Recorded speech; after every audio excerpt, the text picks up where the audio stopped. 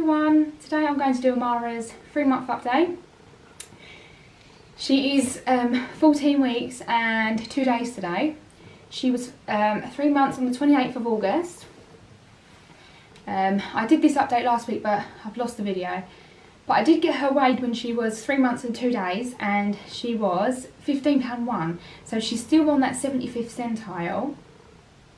So she's quite a big baby. She's still 100% breastfed. Just fed her a minute ago. And yeah, I don't think a lot of people believe me when I say that she is still 100% breastfed because she's just so big. And when she was jumping centiles, I think the health visitors were a bit like, what are you feeding her? And when I said, they was a bit like, only breast milk? I was like, yeah. So I do think a lot of people don't believe me. But yeah, she's still breastfed and we're still doing the cloth nappies. She still co-sleeps in my bed. Sleeping's not going great, but it's probably my fault.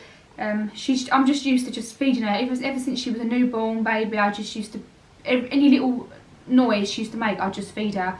And I think that's what I'm doing in the night. I'm not really giving her a chance to get off. I know she can settle herself because for her naps, if she's in her swing and I'm like doing something, I'm getting the boys a drink or I'm making some lunch or something, and I hear her cry, I'll sort of like finish up what I'm doing, and by the time I've gone back, she's settled herself. She's off, you know, she's got herself off to sleep. So I know she can do it. So it's just about enforcing it, I think. I'd say I do baby wear her, but it's not a lot. Not like I ever did with Noah. Noah was in that thing 24/7, but she's not. She's in it quite rarely, really. She's more in the buggy than anything, and I think that's got a lot to do with the fact that I have got somewhere to put my bag. Whereas when I had Noah, I had him in the wrap and I had Kaysan in the buggy, so I had somewhere for my bag, which was probably why Noah got worn as often as he did. But yeah, she's not worn as often as what Noah was. Her clothing, she's definitely in 3 to 6 months clothes. She's been in them for a good 3 weeks at least, I would say. There's no way that she'd get back into 0 to 3 now. No way. She's definitely in those 3 to 6s. And some of them, some I don't know if it's just with the shops, brands and that, but they some of them do come up a little bit short, like some of her dresses. Others are a lot longer. Yeah, napping, she probably naps about 2 or 3 times a day. I don't really follow a routine. I'm not like, right, you'll go down to sleep now. I just kind of, you know, follow her cues. If she falls asleep, she falls asleep. I still go out and do what I've got to do. If I need to do something, I don't worry about, oh, she needs to sleep. If she's tired enough, she'll fall asleep in the car, in the buggy, wherever. And if she needs feeding when I'm out and about, I just go with it, really. I'll get on with my day and just let her sort of slot in. When she wants feeding, I'll stop, and if she falls asleep, she falls asleep. And I don't worry about putting her in and out of the car if she's asleep, because if she's that tired, she'll go back off to sleep. You know, I'm not one of those mums that worry about it. I just kind of follow her cues but get on with my day at the same time. I never updated you on her 6 to 8 week checkup. I've got her red book here. When she was 8 weeks, my doctors, they do it at 8 weeks, the checkup. She was, everything was fine with her. Like, the doctor's done all the checks they do at birth and everything was still fine. She was measured for her height and she was 57 centimetres, and that put her on the 50th centile.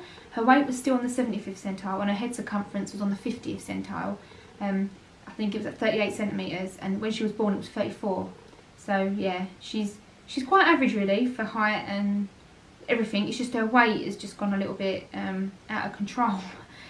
But yeah, she's starting to recognise faces.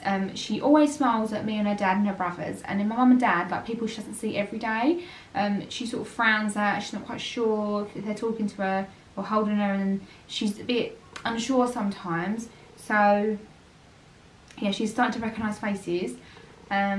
She's reaching for things now, like she's grabbing. If she sees something like a toy, we put a toy next to her on the floor, she looks at it and she'll reach for it and she'll grab it and she'll bring it towards her. She's getting quite good hand-eye coordination now. She's not laughing yet, and she's not rolling either. She's sort of giving it a go. When she's on the floor, she gets herself sideways, but that's about it.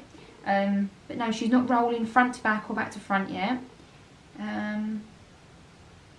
Yeah, lots of smiles from her, and she talks a lot as well. You know, she's found her little voice, and if you're talking to her, you know, when you just talk rubbish, don't you, to babies, like, oh, you know, whatever you say to them, and she'll talk back to you. She'll go ooh and ah and agoo, you know, she gives all them, and you know, she says she does talk a lot. She's always babbling. Always babbling. She loves the attention. Like when people are talking to her, she absolutely loves it. She'll smile and she'll talk to them. She loves being spoken to. Yeah, she's a really good baby. She's quite a good baby. I don't know if her or Noah is. I do sit there and say, well, which one to my husband? Which one would you say was the better baby? And he's like, I don't know. Noah was pretty good. She's pretty good. Kaysan was just our nightmare baby. He was just our nightmare child. But Amara and Noah, they're both pretty good babies. They are. They were pretty good babies. Well, Noah was a good baby, and she is a good baby. Yeah. I think that's all I've got really to say about her. Yeah, if there's anything that you want to know, you think I've missed, then you can always leave me a message or a question, and I will get back to you. But yeah, I will speak to you next time.